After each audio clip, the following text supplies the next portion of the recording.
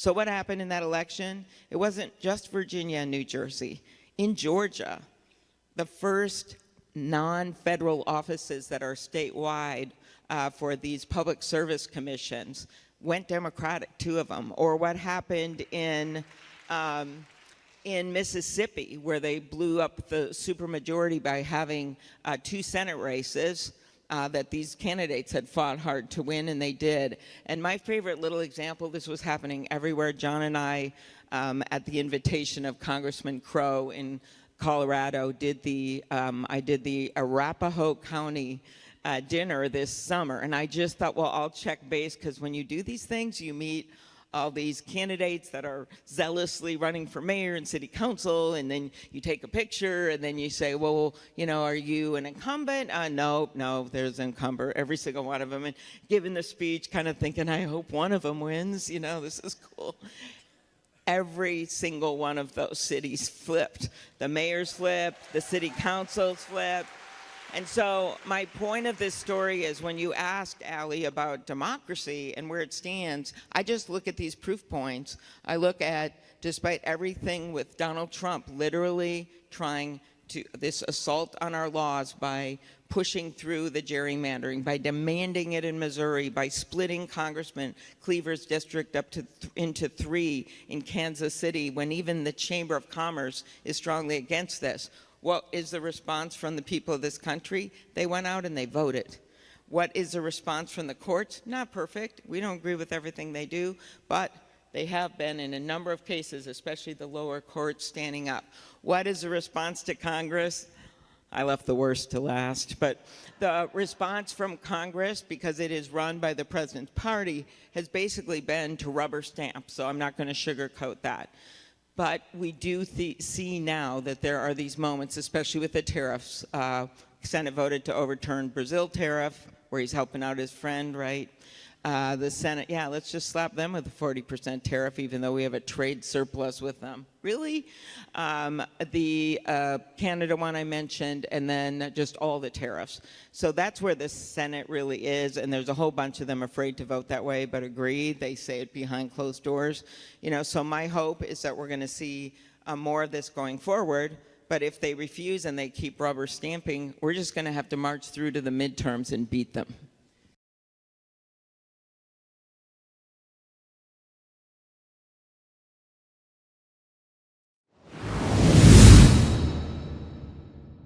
Mr. Speaker, I rise in support of this bill. Democrats just had a huge win across the country because we focused on what hardworking families care about: lowering food and health care prices, and cutting child care costs, and lowering utility bills. What do socialists stand for? Tax-raising, job-killing policies like defunding the police, shuttering prisons, massive unfunded spending increases, and even government-run grocery stores. In New York, job-killing comptroller and socialist and reckless spender Brad Lander refuses to condemn anti-Semitic language like globalizing intifada, which calls for the death of the Jewish people. Many of Mayor-elect Mandami's policies are radically at odds with both Democratic Party and American values. After all, socialists aren't Democrats, they're socialists. Democrats are about common sense, problem-solving ideas that promote public safety, opportunity for all, and lower costs for all Americans. I urge all Republicans to work with us on those pressing issues. America is the land of opportunity. Capitalism, American innovation, and the American worker are what built our great country. We cannot let socialism tear it down. Thank you, Mr. Speaker. Gentleman yields.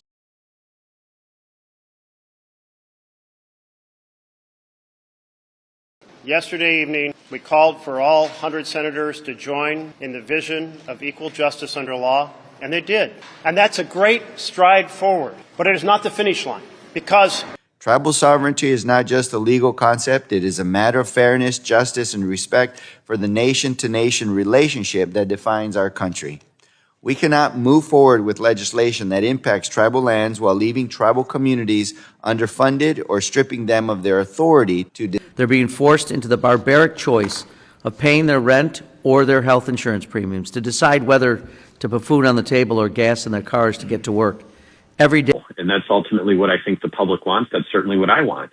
And that was why I was willing to be one of the very first co-sponsors on this resolution when it was first introduced a handful of months ago, because I think that when you stack things up, disclosure is the appropriate thing. President Kennedy epitomized placing service above self.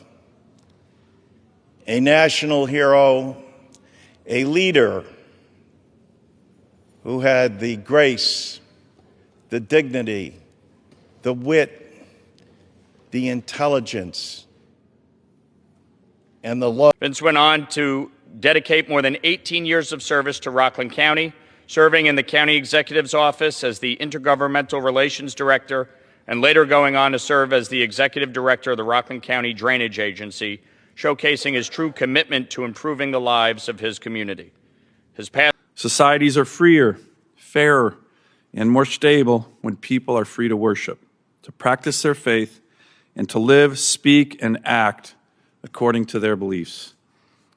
And, on top of that, it's incredibly dangerous to have this threat from the White House and to have people in the Republican Party brush it off as if it's nothing. I mean, he called for sitting members of Congress to be hanged. And I think this is a moment for moral clarity and for legal clarity. And the idea that a statement of a bedrock principle of American law would unglue the president in such a way to make violent threats against me and my colleagues. So some folks will decide they just can't afford their health care premiums. What I know is people don't stop getting sick.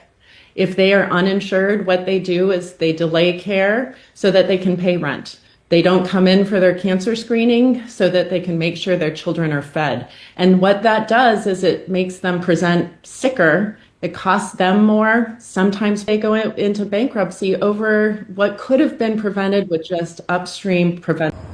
So guess what's happened? The states have stepped in. States like Minnesota, states like Tennessee have done things to protect people's rights, the right to their own voice, the right to their own face, the right not to be deluged with fake videos that they can't even figure out if it is their member of Congress or if it is a fake version of their member of Congress. So they